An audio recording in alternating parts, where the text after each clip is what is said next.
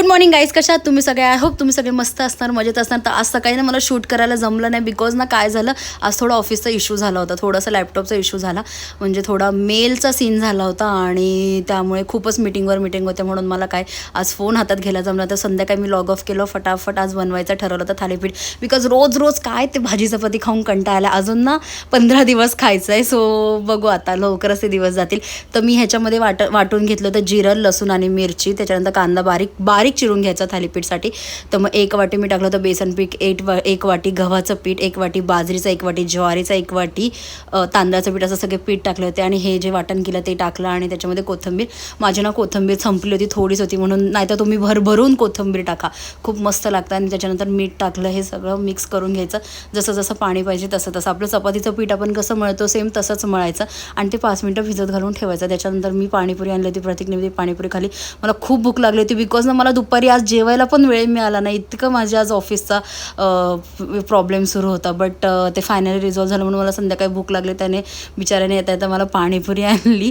So त्याच्यानंतर हे फडका हा रुमाल मी थोडासा म्हणजे नवीनच घेतला आणि गरम पाण्यात तरी तो ठेवला होता. त्याच्यानंतर मग पाण्यामध्ये थोडंसं तेल घ्यायचं आणि असं ह्या रुमालावर हे थालीपीठ असं थापायचं हातात, पाण्याचा हात लावून. आणि आपल्या चपातीच्या तव्यावर मस्त तेल वगैरे टाकून घ्यायचा आणि तो रुमालाच उचलून असा चपकन याच्यावर टाकायचा आणि असं बोटाच्या सायसाने असं ठस ठस ठस ठस ठस ठस करायचं.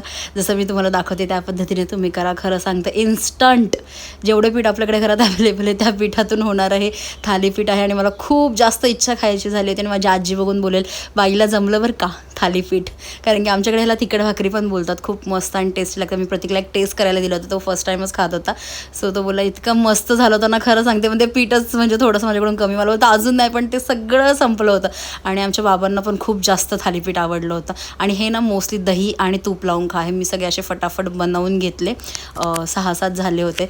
आणि त्याच्यावर मी मस्त तूप असं स्प्रेड केलं, कारण की संध्याकाळी माझा म्हणजे मी सकाळी ना पुलाव भात लावला, त्यामुळे तो थोडा उरला होता, म्हणून मी थालीपीठ बनवायचा बेत केला होता. आणि याच्यावर मस्त असं तूप लावलं. हे माझं घरचं तूप आहे, जे तुम्हाला मी दाखवते ना साई काढते त्याच्यापासून बनवलेलं हे तूप आहे. आणि दह्यामध्ये थोडंसं मीठ आणि मिरची पावडर टाकली होती आणि ते पण मस्त असं स्प्रेड करून घ्या त्या तुपावर. अरे अरे तुम्ही खाऊन बघा गाईज, इतकं टेस्टी लागतं ना हे, तुम्ही खरंच ट्राय करा एकदा. मस्त मस्त मी रेसिपी तुम्हाला दाखवत असते.